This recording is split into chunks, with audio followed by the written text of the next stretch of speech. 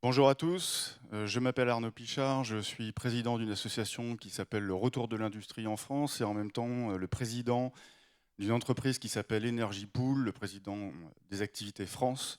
Et j'invite à la table maintenant autour d'un sujet qui est pour moi très cher et vous allez comprendre pourquoi, c'est l'innovation au service du territoire.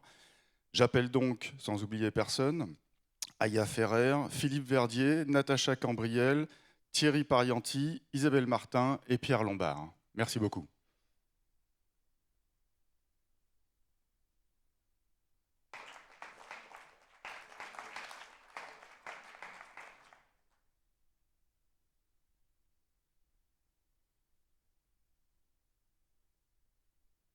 Alors pour introduire le sujet, je pense qu'il est important de... Installez-vous, n'hésitez pas. Pendant ce temps-là, un petit point, un petit mot là-dessus.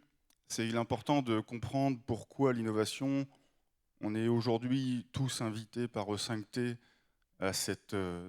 pour répondre à cette question, qui est en réalité au-delà du mot innovation. On entend beaucoup parler aujourd'hui et de manière générale. Mais pourquoi l'innovation? L'innovation parce que nous vivons dans un monde où, on vous l'a suffisamment expliqué, où on le sait d'une manière générale, si on ne change pas certaines choses, pour le dire très clairement, nous allons, dans certains sujets, droit dans le mur. On en a largement parlé.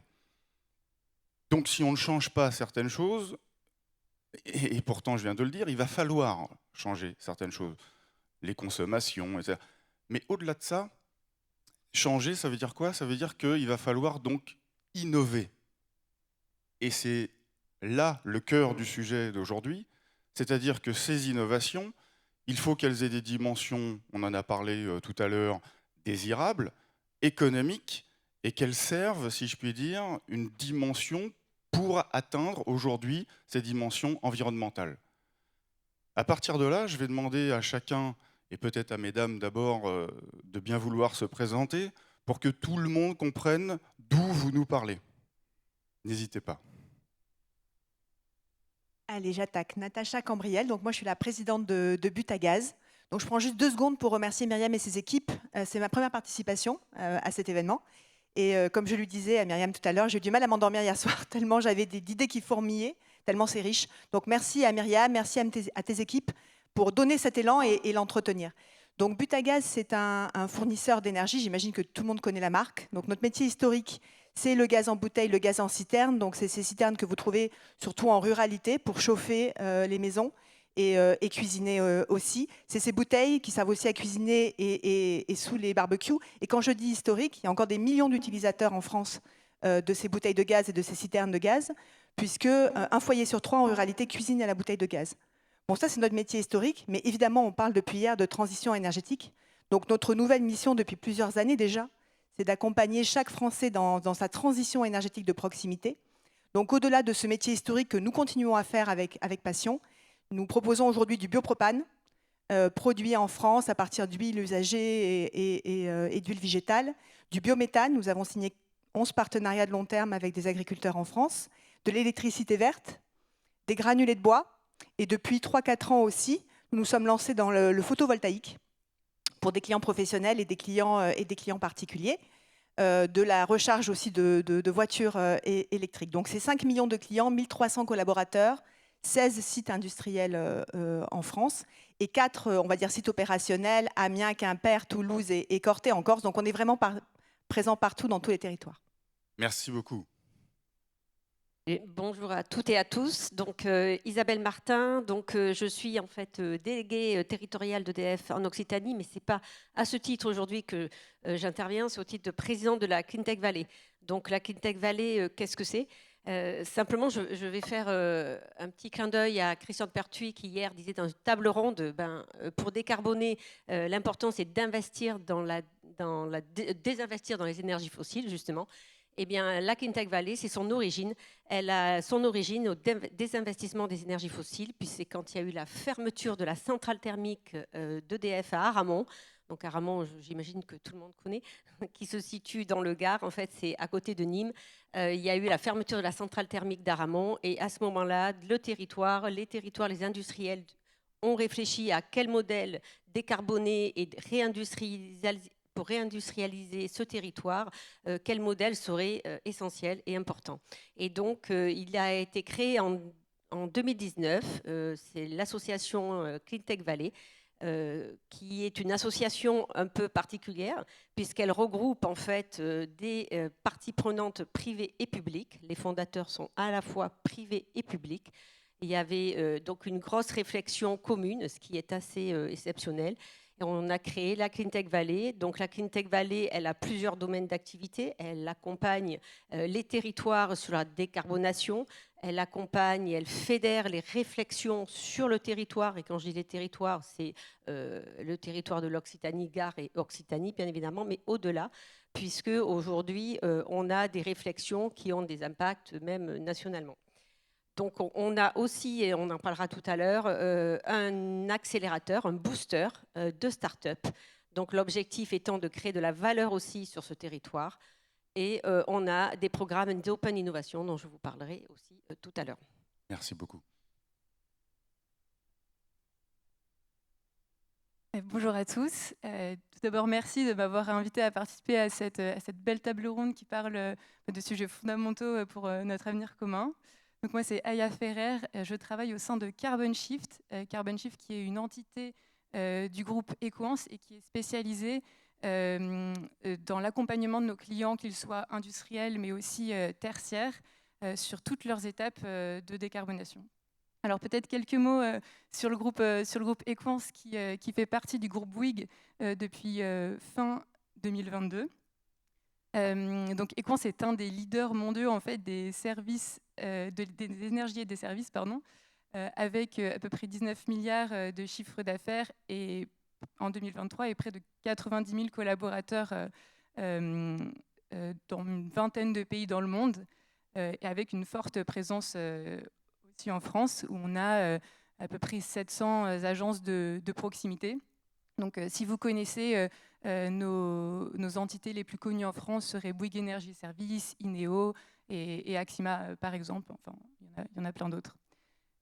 Alors, qu'est-ce qu'on fait dans un groupe qui fait des énergies et des services ?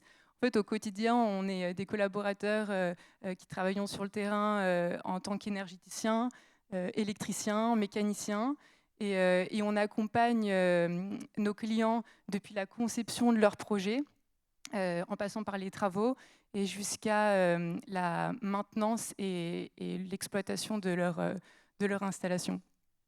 Alors, puisque le sujet, c'est l'environnement, juste deux derniers mots sur le bilan carbone du groupe Equance, qui en 2023 de 4,1 millions de tonnes équivalent CO2, si je ne me trompe pas, scope 1, 2 et 3, donc ce qui est assez conséquent, évidemment. Mais donc, au même titre que tous les métiers du groupe Bouygues, on a signé l'engagement SBTI, Science Based Target Initiative, avec une trajectoire pour réduire nos émissions carbone scope 1 et 2 de moins 42% en 2030 et moins 52% pour notre scope 3, qui est notre scope principal, où peut-être on aura l'occasion d'en revenir dessus, donc pareil pour 2030. Merci beaucoup. Thierry ? Bonjour à tous. Donc moi je suis Thierry Parienti, directeur général de Volteo. Donc Volteo, c'est quoi ? C'est une entreprise originaire de Gironde, de Bordeaux. Aujourd'hui, nous commercialisons tout type de batterie, de la petite pile de montre à la batterie d'avion. Nous sommes une entreprise complètement indépendante, voire même familiale, puisque je la co-dirige avec ma sœur Karine. Notre chiffre d'affaires aujourd'hui est de 35 millions d'euros, 120 personnes, et nous sommes présents à travers des magasins en France, aux Antilles et en Espagne. Alors vous allez me dire pourquoi en fait le sujet environnemental, même si la batterie effectivement est un objet qui est en pleine expansion. Il y a à peu près 3-4 ans, en fait, sous l'impulsion de Karine, ma sœur, on a pris un virage RSE. On a été une des premières entreprises assimilées au segment de la batterie à être labellisée RSE. Et historiquement, nous reconditionnons depuis 20 ans des packs batteries sur le NICD, de technologie NICD, NIMH. Et à cette époque-là, en fait, c'était un marché en perdition. On souhaitait un peu, je dirais, s'orienter sur le marché des batteries lithium. Et depuis 3 ans, 4 ans, on travaille avec des collaborateurs en fait, techniques, notamment issus de Saft, et on va construire une usine sur Bazas, en Gironde, pour reconditionner les cellules lithium d'objets provenant de moins d'1 kWh. Voilà, donc quand on dit moins d'1 kWh, je détaillerai probablement par la suite, mais c'est plutôt des packs batteries de petite taille, donc vélo, trottinette, outillage, plutôt que des packs batteries issus des véhicules électriques. Oui, on va en parler un petit peu, Voilà, tout à fait. un petit peu après. Merci beaucoup. Bon, je poursuis. Bonjour à tous. Merci à toutes les équipes de 5T de nous laisser un peu d'échange. Donc, moi, Pierre Lombard, directeur développement McPhy. Donc, McPhy, un industriel, une PME française, industrielle spécialisée dans les solutions d'hydrogène. Écoutez, nous avons 15 ans et nous baignons dans l'innovation et la techno depuis toujours. Aujourd'hui, nous sommes en pleine maturité industrielle. J'ai rejoint il y a 8 ans, donc à mi-vie, cette société qui était encore une start-up. Je me souviens du garage et de son fondateur, Pascal Mauberger, qui a œuvré énormément pour l'hydrogène en France et en Europe. Donc on a développé, on était parti sur des idées un peu folles, qui étaient le stockage d'un gaz dans des métaux, dans des hydrures pour être exact. Et de fil en aiguille, cette société a poussé toutes les innovations sur la partie mobilité, donc tout ce qui est la distribution de ce gaz pour des véhicules, des bus, des poids lourds. Et on a également travaillé des équipements de production de cet hydrogène de manière totalement décarbonée, à base d'électricité, donc des électrolyseurs de différentes gammes, différentes tailles, qui permettent effectivement d'ouvrir le monde du gaz décarboné par une production d'eau et d'électricité pour produire ce gaz, qui est un gaz extrêmement énergétique. Merci beaucoup. Oui, bonjour à toutes et à tous. Donc, Philippe Vervier, fondateur d'Acceptable Avenir. Donc, Acceptable Avenir, c'est un bureau d'études et de recherche qui s'est donné pour mission d'accompagner l'accélération de toutes les transitions écologiques, énergétiques, agricoles, de mobilité. J'ai créé il y a 14 ans, à partir d'un constat, celui que la plupart des innovations technologiques et des projets d'infrastructures qui s'inscrivent dans les transitions et qui devraient avoir le tapis rouge sont souvent fortement contestés, voire sont des échecs, et que ces échecs sont souvent liés à une faible, voire inexistante acceptabilité sociale. Et après 14 ans de retour d'expérience, donc d'accompagnement de tout type de projets, que ce soit des énergies renouvelables, des énergies bois, des problématiques d'innovation autour de l'eau, de l'agriculture, de la sobriété, j'ai fait le constat et maintenant j'ai la preuve que pour qu'on réussisse les transitions, il faut absolument, et ça a été dit ce matin, les rendre désirables, et que cela passe par 2 règles incontournables. Ça, maintenant, j'en suis convaincu. La première, c'est que toutes ces innovations technologiques et ces projets d'infrastructure doivent, dès le début, même de leur réflexion quasiment, intégrer les dimensions sociétales. Ça, c'est la première. Et la deuxième, c'est que tous les changements qui vont être induits par les transitions, donc il n'y a pas de miracle, il y aura des changements obligatoires, et que ces changements soient équitablement répartis entre toutes les parties prenantes, et notamment les parties prenantes de l'action, c'est-à-dire que le triptyque usagers citoyens, acteurs économiques et décideurs pouvoir public. Merci beaucoup.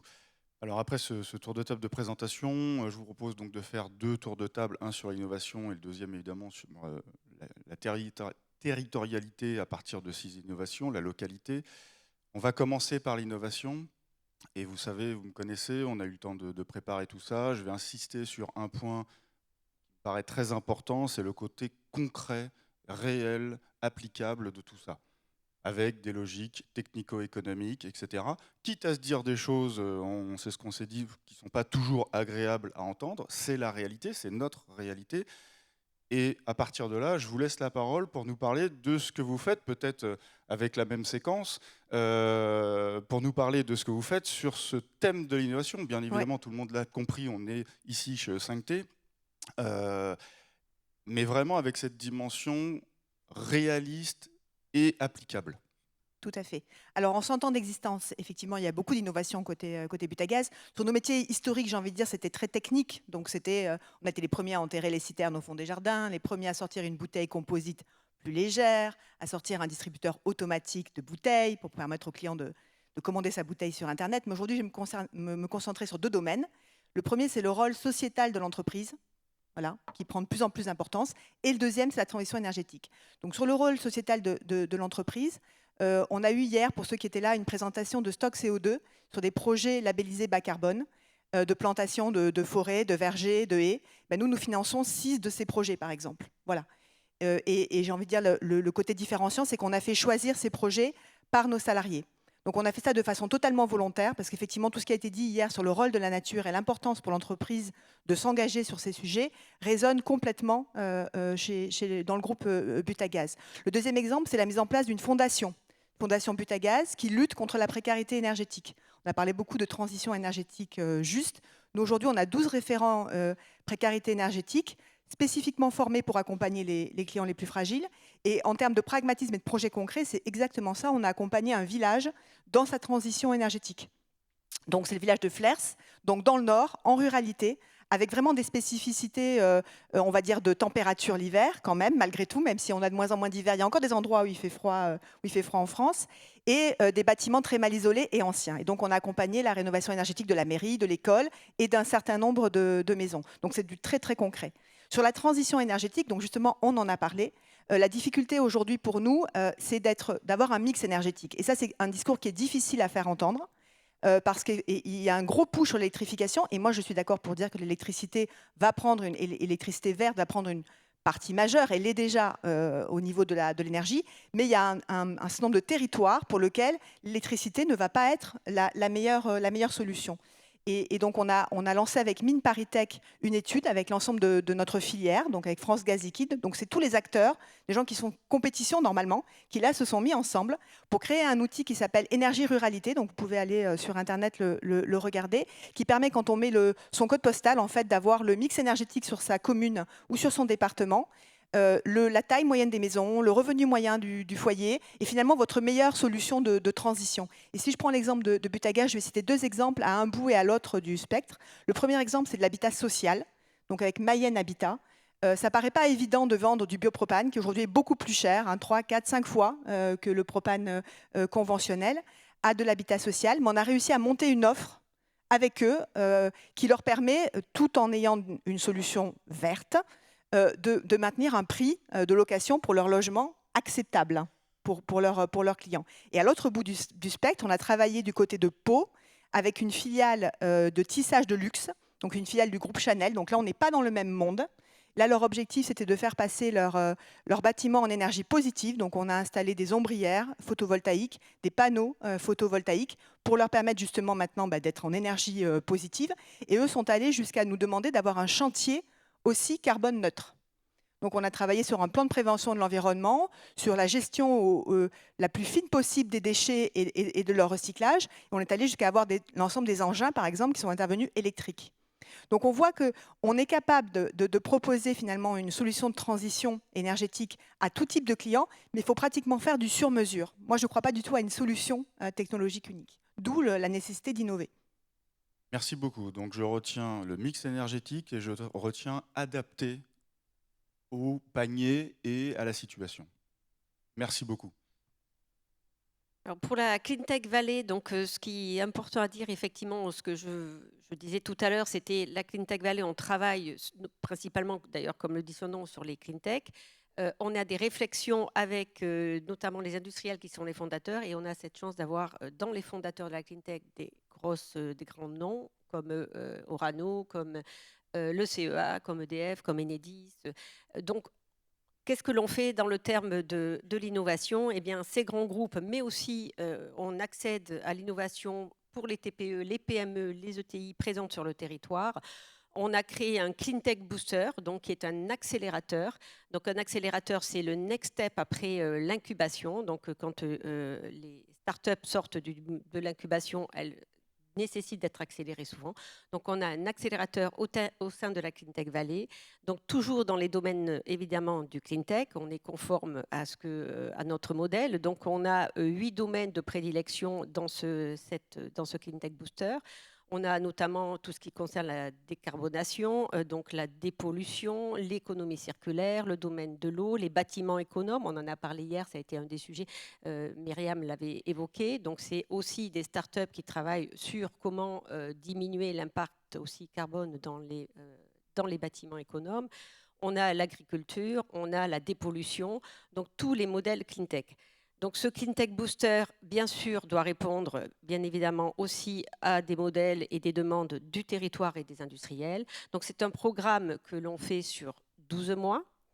Donc, les startups, on est à la saison 6. Aujourd'hui, on a accompagné 43 startups depuis 2019. Donc, c'est des modèles, des saisons qui durent une année. On est d'ailleurs à un appel à projet pour la saison 6, puisqu'on attaque la saison 6. Dans ce Cleantech Booster, on a ce modèle d'accompagnement, mais on a aussi, et ce qui est important, pu nouer des partenariats avec d'autres entreprises au-delà du territoire du Gard pour faire un modèle aussi d'excellence qui suit le modèle, le suivi de ces 12 mois.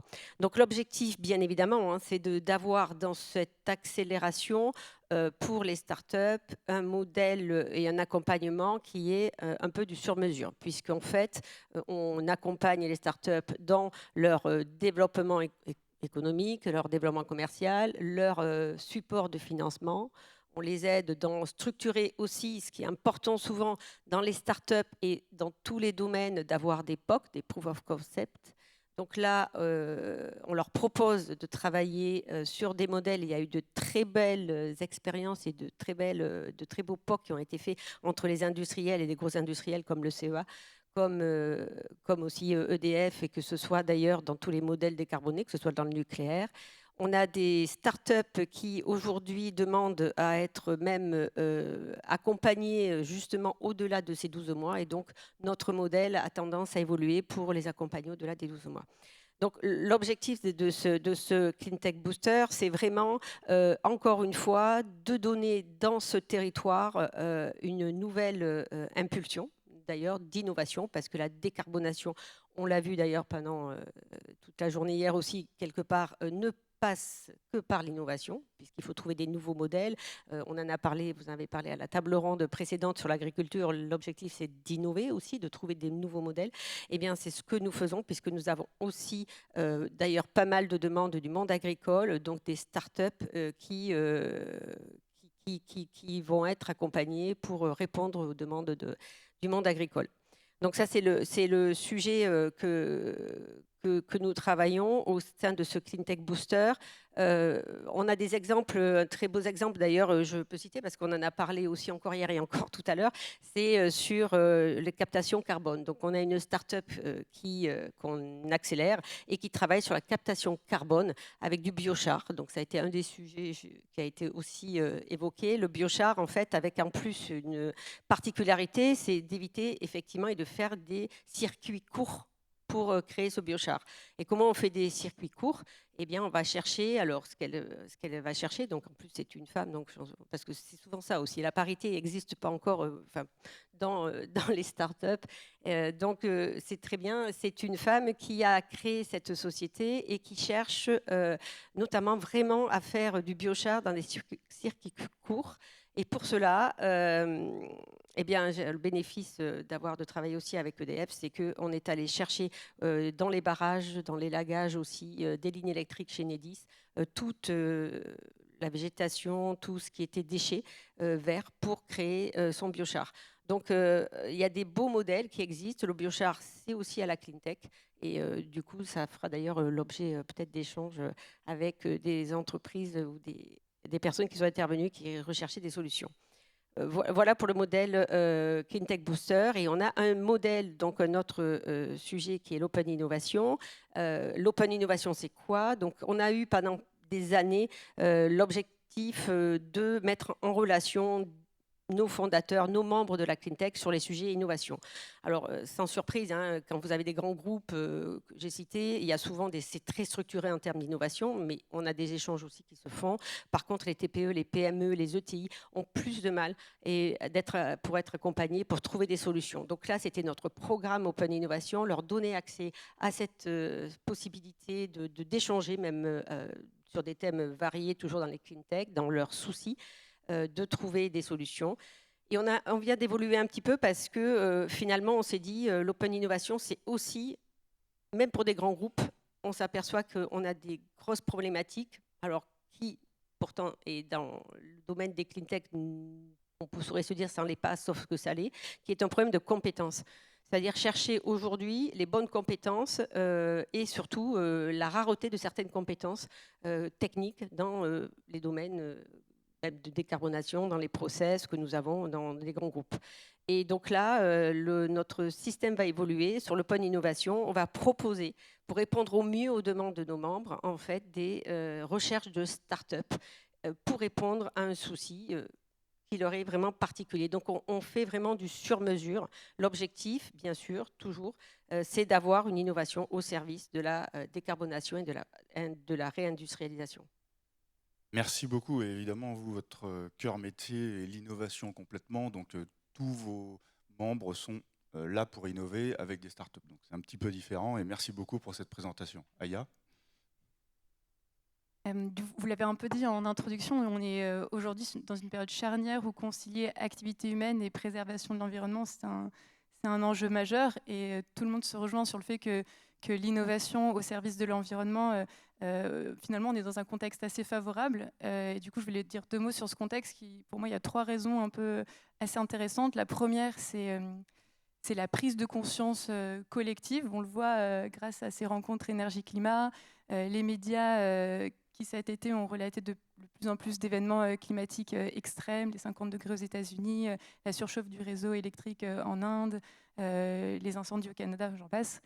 La deuxième raison, c'est la réglementation qui rentre en vigueur, et notamment via le pacte vert de l'Union européenne et du coup toutes les réglementations qui vont en découler. Et la troisième raison qui pousse ce contexte un peu de l'innovation au service de l'environnement, c'est les investissements qui sont en croissance. Une étude que France Stratégie a publiée l'année dernière dit que pour atteindre les objectifs de la SNBC, la stratégie nationale bas carbone, il faut qu'on investisse 70 milliards d'euros par an dès 2030. Donc ça va prendre de plus en plus d'ampleur. Pourquoi attendre 2030 ? Non, du coup, en croissance, voilà, pour atteindre 70 milliards d'euros. C'est Jean Piazzani-Ferry qui... Voilà, si vous voulez la réponse. Donc, Equance a pour ambition d'accompagner ses clients vers un monde résilient et bas carbone. Et à son échelle, Equance innove, entre autres, en investissant dans Carbon Shift, qui est du coup une entité qui a été lancée début de l'année, en fait, en mars 2024, et qui, comme je le disais, accompagne ses clients sur toutes leurs étapes de décarbonation. Donc vous allez peut-être me demander qu'est-ce que Carbon Shift a d'innovant.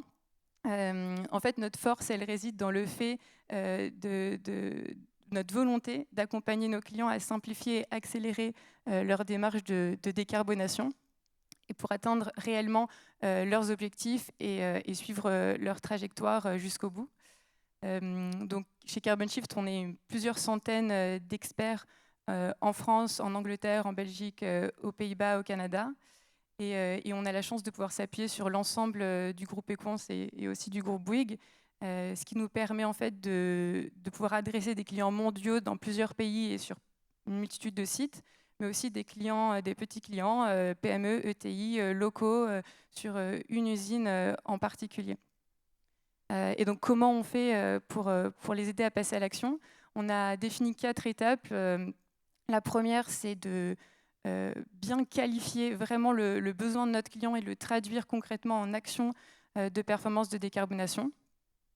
Ensuite, on propose des solutions de financement, qu'elles soient internes ou avec des partenariats. La troisième étape, et c'est aussi notre force chez Equance, c'est qu'on réalise les travaux. Donc on a les équipes en interne qui sont capables de faire les choses.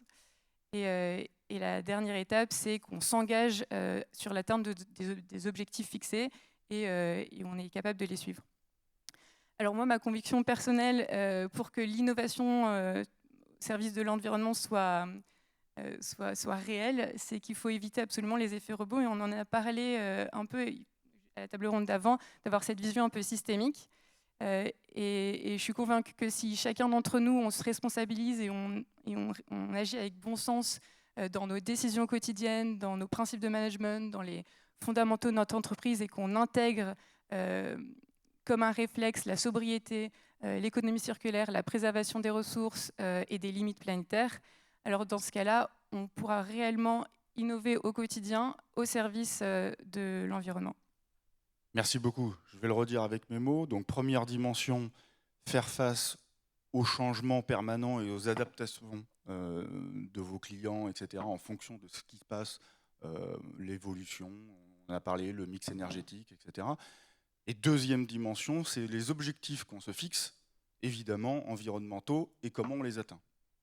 Merci beaucoup. Thierry, gros sujet. Donc nous, l'innovation, en fait, chez Volteo, nous sommes partis du marché et des clients, puisque le marché, en fait, la batterie lithium est un marché en pleine expansion, et nos clients nous demandaient régulièrement si on était capable de reconditionner des packs batteries d'outillage, des packs batteries de tondeuses électriques pour les robots tondeuses, des packs batteries sur des transpalettes électriques, sur des vélos électriques, des trottinettes électriques, en fait, tous ces objets un peu nouveaux avec des batteries lithium. Donc, il y a 3 ans, on n'était pas capable de le faire, effectivement. Donc, on a pris un virage RSE, innovation, réflexion, comment on pouvait tendre vers la réflexion de ce marché-là. Nous nous sommes entourés d'experts techniques et nous nous sommes attelés, effectivement, à je dirais, savoir comment nous pouvions attaquer ce marché. Donc aujourd'hui, en fait, on a pu démonter l'ensemble des coques, etc. Donc les cellules lithium, en fait, c'est la taille d'un pouce. Et lorsque on est sur ces objets-là, en fait, dans chaque pack batterie, il y a un certain nombre de cellules qui viennent composer, en fait, ces packs batteries.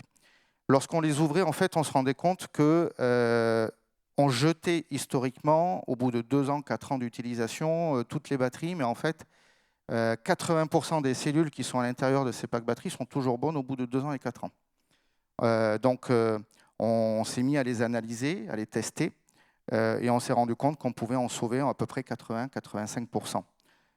Et l'idée, c'est de pouvoir les réutiliser soit sur les mêmes objets, soit sur plutôt du stockage d'énergie, puisque ça demande moins d'énergie, en fait. Et donc, aujourd'hui, en fait, et l'objet de notre construction d'usine, c'est de pouvoir effectivement, à terme, d'ici 2030, sauver à peu près 120 000 packs batteries, plus d'1 million de cellules, sachant que toutes ces cellules viennent d'Asie. Il n'y a aucun fabricant, en fait, de cellules en Europe. Et donc de pouvoir, je dirais, permettre à être un peu plus indépendant, d'être dans la seconde vie et de pouvoir, je dirais, utiliser plusieurs fois les mêmes objets. Donc un reuse à hauteur de 80%. Oui, c'est ça, un reuse à hauteur de 80%. Merci beaucoup.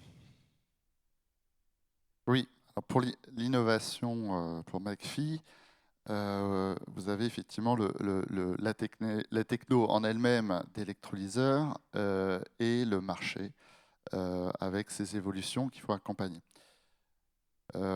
McPhy, au vu, on en a parlé dans l'urgence climatique d'hier, il s'est aperçu qu'il fallait qu'on change d'échelle et qu'on design et qu'on produise des équipements à l'échelle industrielle pour pouvoir accélérer. Jusqu'à présent, on était sur des démonstrateurs de mobilité pour des bus, des choses comme ça. Mais l'urgence climatique et les autorités européennes et françaises ont demandé à pouvoir accélérer en techno sur des solutions qui n'existaient pas encore à l'échelle sur les électrolyseurs. Nous avons été attributaires il y a 2 ans dans le programme d'IPCEI des 40 plus gros programmes d'intérêt européens pour pouvoir accompagner la construction des équipements et d'une usine, d'une gigafactory que nous avons inaugurée juste avant l'été. Première gigafactory d'électrolyseurs en France pour produire cette nouvelle génération d'équipements de très, très grosse taille industrielle qui est en cours de développement chez nous. Donc ces équipements-là serviront pour nos clients dans leur transformation énergétique sur les marchés existants qui sont plutôt sur les engrais, l'ammoniac, les engrais, tout ce qui est aussi les raffineries, la métallurgie. Donc il y a déjà des industriels qui peuvent se décarboner directement avec un process de ce gaz-là. Et puis les marchés futurs qui vont être tout ce qui va être les e-fuels. On en a parlé également. Il n'y a pas que l'agriculture, il y a aussi effectivement l'hydrogène direct qui peut également produire ces fuels de synthèse, notamment les SAF pour l'aviation. Donc là, il y a des très gros programmes qui se mettent en place aux États-Unis, en Europe, mais il faut les équipements industriels, donc je veux dire avec des engagements industriels, on n'est plus sur des phases démonstrateurs, on passe vraiment à des machines d'une taille énorme, avec des conceptions, des matériaux innovants également, qui sont donc développés à Belfort dans notre nouvelle usine. Voilà. Nous avons cédé les activités de transport également cet été à un champion français à Taouet, donc qui va se spécialiser et grossir plus vite et se développer vite en étant un acteur européen de la partie distribution. Et McPhy va se concentrer sur la partie décarbonation industrielle avec ses nouveaux équipements. Merci beaucoup, parce qu'effectivement, l'hydrogène fait partie des sources qu'il faut regarder précisément, avec une réalité technico-économique à suivre, évidemment, et ça, c'est véritablement l'enjeu. Écoutons. Oui, je vais me permettre de diviser mon propos en deux points. Le premier, je vais parler des innovations que je vois, moi, de nos clients. Et puis après, je parlerai de nos propres innovations. Donc, en ce qui concerne les innovations des industriels que nous accompagnons, je les mets dans deux familles. La première, c'est la famille des innovations qui sont intra-entreprises, c'est-à-dire qui sont l'amélioration dans les entreprises, par exemple, de la décarbonation. Et je m'aperçois que là, en fin de compte, c'est peut-être le terrain de jeu qui est peut-être le plus facile. Et quoique, je pense que dans la salle, il y a beaucoup de directrices et directeurs de RSE. Je ne sais pas s'ils ont la vie facile tous les jours, parce qu'il y a quand même pas mal de résistance. Et les deuxièmes types d'innovations, c'est les innovations, les innovations qui vont arriver sur un territoire. Donc peut-être que je fais la transition avec la suite. Et là, bon, mon expérience de terrain, je peux vous dire que ce n'est pas le tapis rouge. Donc on est bien sur des déclarations de chaque citoyen qui, par exemple, pour les énergies renouvelables, va plébisciter les énergies renouvelables. Et dès qu'il s'agit d'inscrire une infrastructure de production d'énergie renouvelable dans un territoire, on s'aperçoit qu'il y a bien évidemment pas mal de difficultés. Et ce n'est pas simplement je ne veux pas ça dans mon jardin, c'est beaucoup plus complexe que ça. Donc on a vraiment deux types d'innovations. Et comme toutes les innovations, on sait que le point le plus délicat, c'est ce qu'on appelle l'accès au marché. Sauf que dans ces innovations-là, l'accès au marché, ce n'est pas uniquement une dimension économique, c'est une dimension aussi de la perception de la légitimité de l'innovation qui est apportée sur le territoire. Et ça, c'est un peu plus touchy. Et si on veut accélérer, puisque Acceptable Avenir s'est donné pour mission d'aider à l'accélération, parce que je n'ai pas de doute que chacun travaille très bien de son côté et que les innovations et les projets sont de valeur, mais il faut accélérer, il faut aller vite. Et on voit bien que dès qu'on veut déployer, c'est là que les ennuis commencent et que les freins se lèvent. Et je me permets de le redire, je l'ai dit tout à l'heure, mais j'insiste lourdement, que les freins, ce ne sont pas uniquement les usagers ou les citoyens qui ne veulent rien entendre, qui ne veulent pas changer leurs habitudes. Ce sont aussi les pouvoirs publics qui doivent changer de référentiel, et ce sont les industriels qui n'ont pas forcément dans leurs habitudes de travail l'intégration, comme je disais tout à l'heure, des dimensions sociétales dès le début des innovations. Bon, je me permets de regarder ça d'un œil extérieur. Je ne porte pas de jugement. Je sais que la tâche est difficile. Ici, il y a vraiment des gens volontaires. Mais je sais qu'on peut aller plus vite. On peut aller beaucoup plus vite. Et nos innovations à nous, ce sont des innovations qui essayent d'aider les industriels qui veulent changer un peu leur façon de travailler Par exemple, nous développons des algorithmes qui sont capables de mesurer le potentiel d'acceptabilité d'une innovation ou d'un projet pour gagner du temps. Parce que pour gagner du temps, on l'a dit tout à l'heure, il faut que ça soit désirable. Donc il faut que très rapidement, l'industriel ait une idée des conséquences, des perceptions qui vont être faites par son produit ou ces changements d'usage induits par ces innovations. Merci beaucoup pour ce premier tour, si je puis dire. Et je reviens sur ce que tu viens de dire, puisqu'effectivement, encore une fois, tout ce qui induit les changements, ça induit peut-être des objections réelles, peut-être de la peur, peut-être un peu de paresse parfois de temps en temps, parce qu'on est très bien dans ce qu'on fait et puis ça suffit. Et encore une fois, on est soumis tous à des réalités qui changent et à des objectifs. Donc à partir de ce moment-là, ton travail est quand même, extrêmement complexe, avec à la fois la partie sociétale, la partie gouvernementale dont tu viens de parler, l'industriel qui a aussi ses réalités, et tout ça, il faut arriver à en faire quelque chose de concret, encore une fois. On va passer maintenant à cette deuxième partie ô combien importante, qui est la notion de territoire, c'est-à-dire de transformer cette innovation en quelque chose de local, circuit court, peu de transport, etc., de manière à ce que nous puissions avoir les fruits de cette innovation, les bénéfices, directement aux proches de nous. Peut-être on peut recommencer avec exactement le même ordre. Ok. On a beaucoup dit ici qu'il fallait, et c'est vrai, je reconnais complètement, accélérer la transition énergétique, la transformation. On a aussi dit qu'il fallait le faire sans laisser personne sur le bord de route.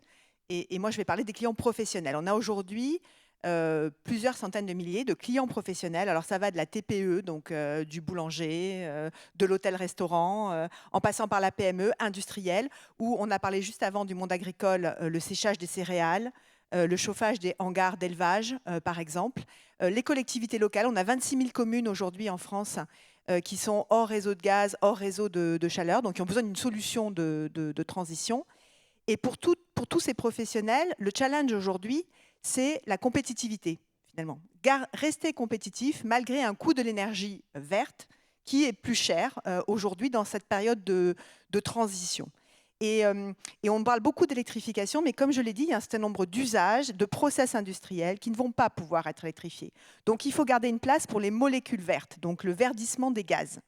Et là-dessus, il y a une histoire vraiment vertueuse à raconter sur un territoire. Je vais prendre l'exemple d'un nouveau produit qui s'appelle le diméthyléther renouvelable, qui ressemble au propane, mais qui n'est pas du propane, qui est fabriqué à partir de pyrolyse de déchets d'une petite ville. Donc l'histoire pourrait être, j'ai une petite ville, je récupère les déchets, je les traite, grâce à ces déchets, je crée du diméthyléther renouvelable que j'utilise pour chauffer ou pour les process industriels de la zone où se trouve cette usine. Bon, ça, c'est des choses qu'on peut multiplier en France si on facilite ces projets, si on donne une place officiellement à ces molécules vertes. Aujourd'hui, le biopropane n'existe pas dans notre nomenclature, n'est pas reconnu, ce qui va permettre d'attirer, enfin moi, de permettre de convaincre mes actionnaires d'attirer les investissements ici. Aujourd'hui, la première usine de ce nouveau produit, elle est en cours de développement en UK. Et en biopropane, on a uniquement la MED aujourd'hui comme bioraffinerie sur le territoire français. Donc il y a vraiment une histoire vertueuse de souveraineté parce que les molécules sont produites en France, de territoire parce que l'énergie produite sur un territoire peut être utilisée sur ce même territoire, donc ce qui aussi limite les frais de transport et les émissions de CO2 liées au transport. Donc moi je crois qu'il y a vraiment des histoires vertueuses, mais il faut fixer la législation. On a trop d'évolution par rapport à cette législation et il faut accélérer l'obtention de permis pour pouvoir développer ces projets. Alors j'ai bien conscience que ça crée aussi un certain nombre de discussions à avoir avec l'ensemble des parties prenantes, mais ce n'est pas parce que c'est difficile qu'il ne faut pas le faire. Et surtout, si on ne le fait pas, ce qui va se passer, c'est que ces énergies vertes, soit elles seront produites ailleurs et transportées, importées jusque chez nous. Et donc là, on va continuer à faire des émissions et puis continuer à dépendre finalement de territoires dont on n'a peut-être pas envie de dépendre ou plus envie de dépendre. Soit on va perdre notre industrie locale. Et ce n'est même pas réindustrialisation, là, c'est garder l'industrie existante. Moi, je ne parle même pas d'attirer de nouvelles industries, je parle de déjà permettre à ceux qui opèrent aujourd'hui dans les territoires de rester dans les territoires. Merci beaucoup. Donc, concernant la Cleantech Valley, notamment sur les territoires, on est donc parce que le fait que nous soyons aussi une association avec des des fondateurs privés et publics, forcément, sur les territoires, on est très impliqués. La Cleantech Valley, c'est quand même 53 millions de projets de chiffre d'affaires sur des projets accompagnés, donc des projets décarbonés, puisque c'est des projets PV que nous avons accompagnés, c'est aussi de l'ingénierie que nous avons fait, de l'accompagnement de 2 projets décarbonés.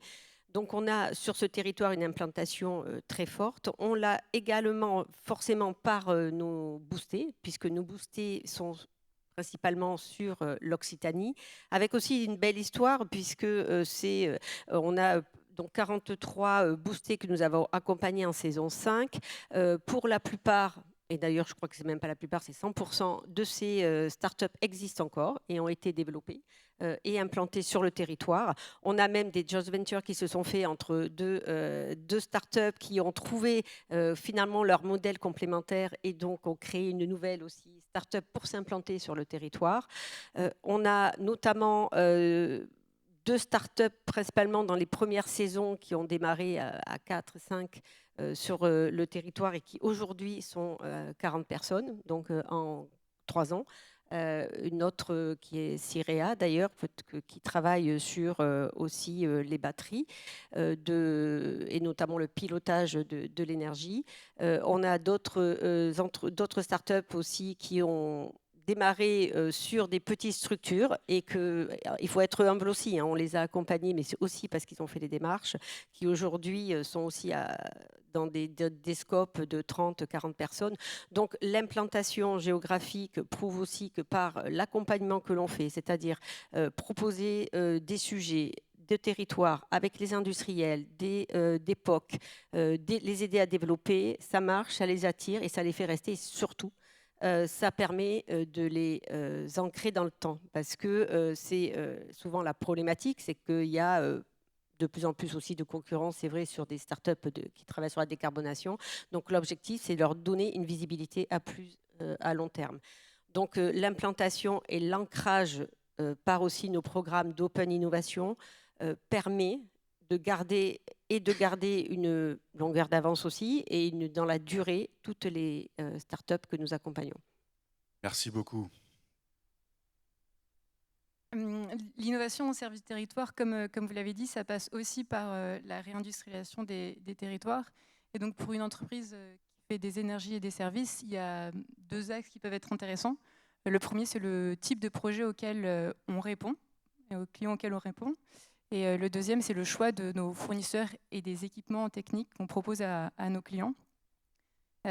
Pour Equans, la réindustrialisation des territoires, ça fait partie des missions du groupe, qui sont la transition énergétique, numérique, mais aussi industrielle. Et en France en particulier, quelques exemples d'activités qu'on fait justement pour cette réindustrialisation du territoire, c'est la performance des process industriels. Donc on en a parlé, les gigafactories, on est assez présent dessus, des data centers, les usines pharmaceutiques, agroalimentaires. Ensuite, on travaille sur la performance des infrastructures énergétiques, que ce soit le nucléaire avec l'EPR Flamanville ou ITER ou les lignes haute tension, ou encore la performance des infrastructures ferroviaires, l'électrification des trains, les équipements qu'on met dans les tunnels. Mais je pense que l'enjeu principal, c'est aussi le choix de nos fournisseurs et donc notre scope 3, nos achats. Et là, on rencontre 2 principales difficultés selon moi. La première qui est la documentation. En France, on a la chance d'avoir une base IGNES qui est une base solide, mais qui n'est pas suffisante. Et tout notre enjeu, c'est d'accompagner nos fournisseurs pour qu'ils puissent se donner les moyens de nous donner des informations précises et afin qu'on puisse nous proposer le meilleur équipement technique à nos clients. Et le deuxième frein, c'est le prix, puisque fabriquer en Europe ou en Asie avec des matières premières qui viennent de différents pays, c'est pas toujours équivalent. Et malheureusement, aujourd'hui, quand on répond à un appel à projet, un des principaux critères reste encore le prix. Oui, donc, ouais. c'est ce que nous avions, c'est ce dont nous avions parlé. Effectivement, cette dimension de prix est particulièrement prégnante, donc il faut absolument l'adresser de manière totalement concrète, puisque de toute façon, sinon, on est rattrapé par nos clients à un moment donné qui ne vont pas vous choisir parce que vous serez trop haut en prix, etc. Par contre, et ça me permet de faire le lien, il y a une autre dimension, Thierry, si tu peux nous en parler, parce que arriver avec les meilleures intentions, des fois, ça prend un peu plus de temps que prévu. Est-ce que tu peux nous parler de tes réalités? Je vais parler de problèmes, alors je ne vais pas parler de choses positives. Donc, non, déjà, pour répondre sur la question de territoire, nous, on a un réseau de magasins, on ouvre 2-3 magasins par an, en fait. Donc, on en a 22 sur le territoire métropolitain et 4 aux Antilles. Là, on va ouvrir Rouen prochainement en franchise, et puis on a ouvert Lille dernièrement. Donc, on reste proche quand même du consommateur. Et effectivement, dans le cadre de ce fameux projet d'usine de reconditionnement de lithium, nous, on a pris la décision d'aller plutôt dans une zone rurale parce que ça correspondait à nos valeurs, c'était assez proche aussi c'était un carrefour, je dirais, entre un peu le siège de notre activité et puis le gros quart sud-ouest dont nous sommes originaires. Aujourd'hui, implanter une usine en France, c'est pas simple. Il y a une volonté, effectivement, avec le plan de relance France 2030, la réindustrialisation. Alors, je ne vais pas faire de politique, mais même s'il y a une volonté, derrière, c'est quand même le parcours du combattant. Donc là, aujourd'hui, on est dans les méandres des normes ICPE qui sont en train d'évoluer, effectivement. Les normes ICPE sont des normes, je dirais, plutôt de risque d'incendie. On sait que le lithium est une matière plutôt inflammable. Et effectivement, compte tenu qu'il y a de plus en plus de batteries, l'État est en train de changer les normes. Mais pour eux, ce n'est pas urgent de le faire, sauf que nous, on a déjà plein de clients. Voilà, donc on est au carrefour il est urgent d'avancer parce qu'on a déjà des clients, mais en même temps, on ne peut pas le faire comme on le veut parce qu'on a des normes. Donc voilà, ça c'est le côté un peu, je dirais, territorial où on a une volonté, mais malheureusement, après, derrière, il faut quand même avancer. Voilà. Oui, Donc on va prendre des risques, c'est-à-dire qu'on va se figer à des normes, je dirais, qui sont les normes d'aujourd'hui et on sait qu'elles sont évolutives, mais sauf que ces risques, c'est des investissements de plusieurs millions d'euros et que malheureusement on ne peut pas attendre parce que le client il est là, quoi. oui, et puis 2 points également. Je tiens quand même à féliciter les patrons comme toi qui à un moment donné tiennent bon pour ce type d'engagement et comme tu dis de valeur, mais aussi pour une autre dimension, et on en parlait ensemble. C'est parce que quoi de plus ridicule que de vouloir faire du recyclage, du reuse, en envoyant ces mêmes cellules de l'autre côté de la Terre pour qu'elles nous reviennent. Donc Ouais. cette dimension, elle est totalement là. Ce n'est que du bon sens. Ce n'est que du bon sens. Mais malheureusement, entre la volonté et la réalité, il y a à peu près 500 km entre Bordeaux et Paris. Donc on y travaille, on a des relais, on avance, mais je pense qu'il faut qu'on secoue un peu l'arbre pour qu'effectivement on puisse avancer, sachant qu'actuellement, voilà, on ne fera pas de politique, mais c'est aussi compliqué. Voilà. Merci beaucoup. Oui, alors pour qu'est-ce qu'on apporte au territoire, Arnaud, je dirais en 2 temps. Donc la partie un petit peu intrinsèque à McPhy, au vu de nos développements rapides, on a besoin effectivement de recruter. Donc on a effectivement, avec nos nouvelles usines, développé, on va avoir monté jusqu'à 450 personnes sur l'unité de Belfort, mais il nous faut du personnel formé dans un métier qui est un peu nouveau. Donc on a aussi un écosystème à développer avec les territoires sur les plans de formation pour l'exploitation et les opérations de ces équipements pour le compte de nos clients. Et également, on continue à investir très fortement en recherche, en R&D, avec toutes les universités et instituts au niveau européen. On est chez Fraunhofer en Allemagne, DLR, Université de Florence, Université de Montbéliard, et puis tous les grands groupes R&D français, GRT Gaz, EDF, etc. Donc on a toujours aussi l'interaction avec la recherche et le développement. Et pour ce qui est pour nos clients, la promesse un petit peu que j'ai coutume de dire, je vous rappelle que c'est un équipement qui, pour produire un gaz vert, utilise des électrons verts, donc est au service aussi du monde des développeurs ENR, et donc dans un territoire permet, j'ai coutume de dire, de plus produire vert sur un territoire en termes d'ENR, sans limite de problématique de réseau ou d'exportation avec des baisses de coûts, puisque vous pouvez concentrer sur un seul point de ce même territoire cette énergie plutôt que de la laisser filer sur les réseaux intercontinentaux, et donc utiliser cette même énergie pour le compte du territoire. Donc ça permet en architecture d'infrastructure énergétique réseau également de le renforcer ou de l'aider et d'être un outil au service. Juste un exemple simple, nous sommes en train de construire, de fournir des équipements pour un Power to Power, donc un système en la Guyane sur 100 MW de solaire installés qui vont pouvoir produire, stocker et restituer de l'électricité au réseau électrique, un réseau isolé, fragile, avec une garantie à 100% son énergie. Voilà, donc vous n'avez plus besoin d'additifs, de moteurs thermiques pour faire un peu les ajustements de réseau. Ces systèmes-là sont extrêmement flexibles pour pouvoir stocker, déstocker et fournir cette énergie en puissance. Merci beaucoup. Je ne reviendrai pas sur la dimension technico-économique propre à l'hydrogène, mais par contre, là, tu viens de parler de 2 points qui sont extrêmement importants. C'est la dimension recherche pour être accompagné et la dimension ressources humaines qualifiées, compétentes. Forcément, quand on parle d'innovation, là, c'est la double peine d'arriver à trouver des gens, mais en plus qui n'existent pas, puisque de toute façon, c'est l'innovation. Le marché est à créer. Voilà. Bon, merci beaucoup pour ce point, encore une fois. Je te laisse conclure, si je puis dire, ce tour de table.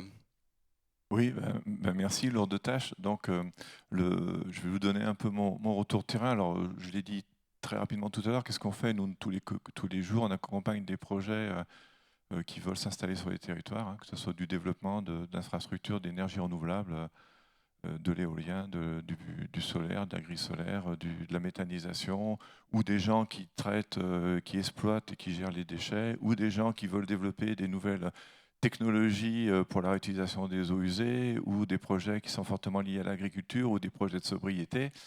Et le constat est que, je ne suis pas le seul à le faire, vous allez le partager avec moi, c'est que notre société, elle a fortement évolué là, ces dernières années. Moi, j'observe un virage vers 2020. Ça n'a rien à voir avec la Covid, quoique c'est plutôt aux dernières élections municipales. On a vu quand même il y a eu des changements forts. Et ces changements, c'est notamment une volonté de la société d'être concernée, impliquée dans ce qui arrive dans son cadre de vie. Alors c'est vrai que ça entraîne bien évidemment des difficultés, hein, ça a été dit tout à l'heure par monsieur, donc il y a des problèmes de prise de risque, hein, c'est-à-dire que les gens qui veulent agir maintenant prennent des risques parce qu'on s'aperçoit qu'on est dans une ère où il y a toujours quand même une inquiétude très forte de dire est-ce que je prends un risque, que ce soit l'industriel ou le décideur, dire est-ce que je prends un risque à lancer ce projet, à le soutenir vis-à-vis de la société. Et mon expérience est qu'en fin de compte, c'est une vraie opportunité parce que du moment qu'il y a cette inquiétude de dire est-ce que je prends un risque, ça veut dire que les décideurs et les acteurs économiques sont prêts à changer, à faire évoluer leur façon de faire les projets sur les territoires.